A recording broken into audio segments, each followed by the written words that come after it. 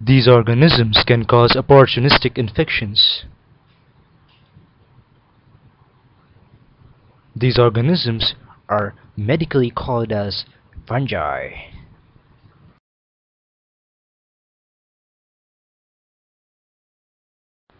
Medically, there are two main structures which are important in case of fungi. The fungal cell wall, which consists primarily of chitin, so that the fungi are insensitive to antibiotics, such as penicillin, and the fungal cell membrane, which consists of ergosterol, which contains cholesterol, the selective action of amphotericin B, and azole drugs such as fluconazole and ketoconazole on fungi is based on the difference in the membrane. Besides this, the fungi are soil saprophytes, that is, they depend upon the dead and decaying matter which is present in the soil, and mostly fungi are obligate aerobes, but some are facultative anaerobes.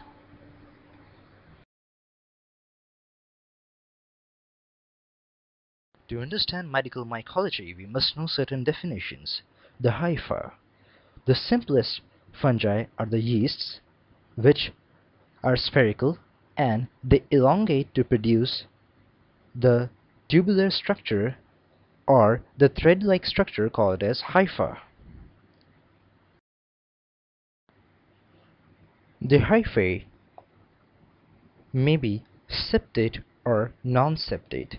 The septa, whenever is present, have holes through which free flow of cytoplasmic constituents takes place, and whenever septa are present, the organisms are called as septate.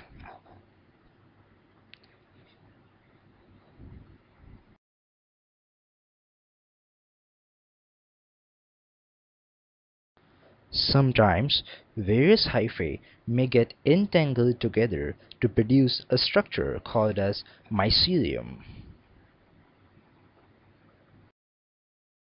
Based on the morphology, the fungi can be classified into four main classes: yeasts, which are the unicellular fungi which occur as spherical or ellipsoidal cells and reproduce by simple budding.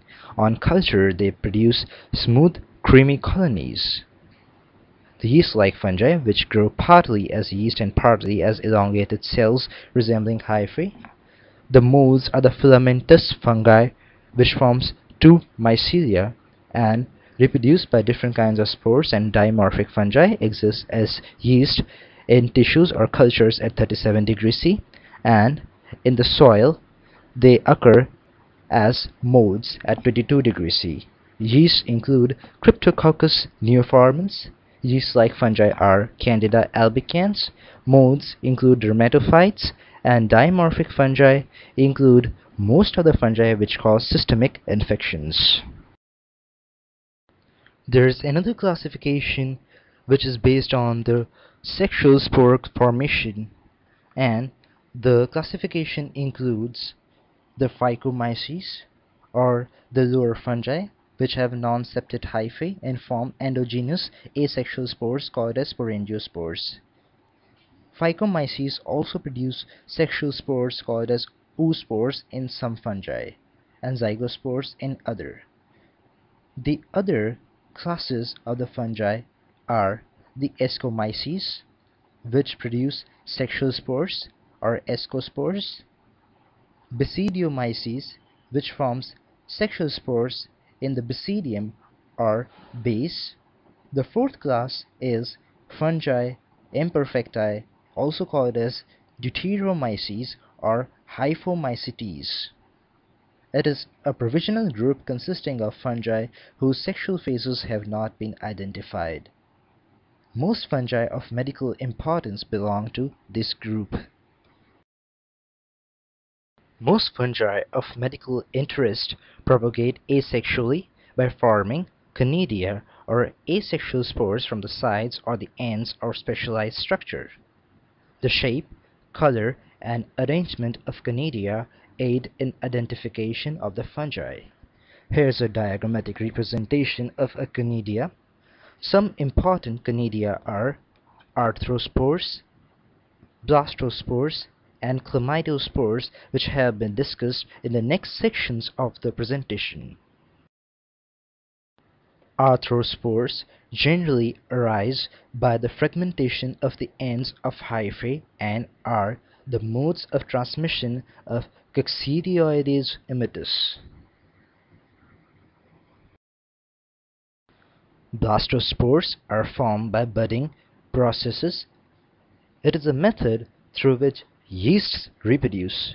Some yeasts are Candida albicans, can produce multiple buds that do not detach and thus producing a sausage-like chains called as pseudohyphae, which can be used for identification of these organisms. Chlamydospores Chlamydospores are round, thick-walled, and quite resistant structures. The terminal chlamydospores of Candida albicans help in its identification. These spores help in tiding over the unfavorable circumstances. Zygospores require two different hyphae to come together to form a single large spore with thick walls. Contrarily, ascospores does not require another mycelium or hyphae. Ascospores are formed in a sac called as ascus. Basidiospores are formed externally on the tip of a pedestal called as basidium.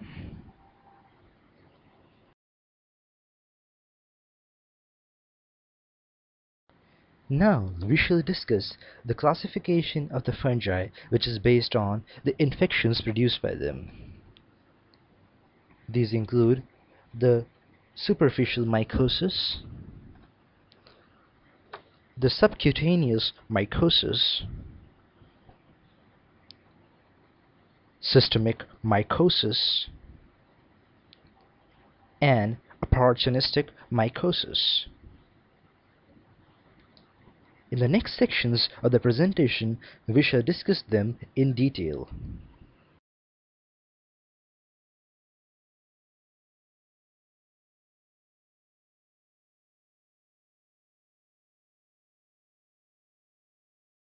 The specimens collected by the laboratory personnel depend upon the site of the infection. In case of the cutaneous mycosis, the skin scrapings for the margins of the lesions are taken. Actually, the margins of the lesions are quite active.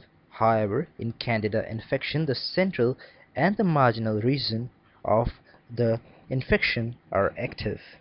Hair, which are plucked along with the roots, are taken, and nail clippings are taken. In case of the lung infections, the sputum is collected and lung biopsy is done. In case of the intestinal infection, the stools are collected.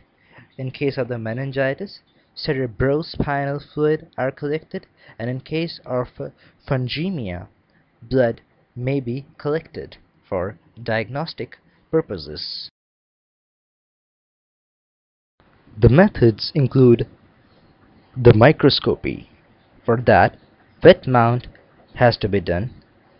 Potassium hydroxide is prepared, which is 10% solution. It dissolves the tissue material, leaving alkali-resistant fungi intact.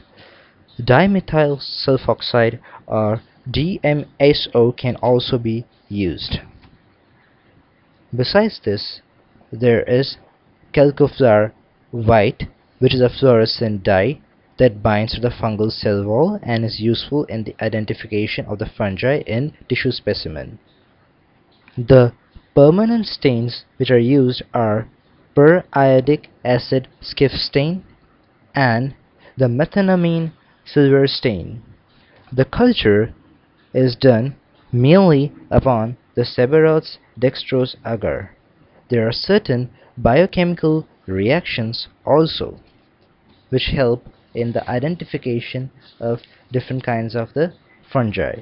These are the urease test, which is mainly used for Cryptococcus, and the serological tests are the latex agglutination test or the cerebrospinal fluid for Cryptococcus neoformans.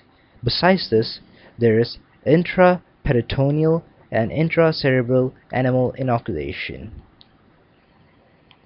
For grading, lactophenol cotton blue is used.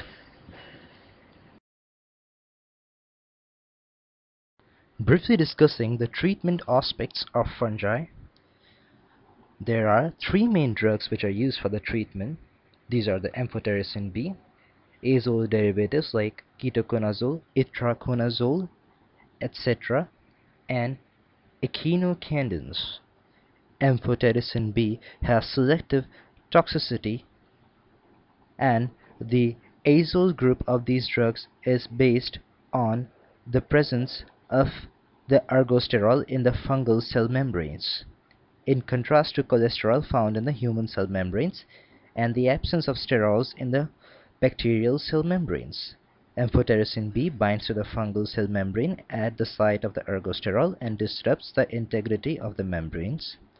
Azole drugs such as itraconazole, fluconazole, and ketoconazole inhibits the synthesis of ergosterol. The selective toxicity of echinocandins such as caspofungin is based on the presence of a cell wall in the fungi, whereas human cells do not have cell wall. Echinocandins inhibit the synthesis of D-glucan, which is a component of the fungal cell wall.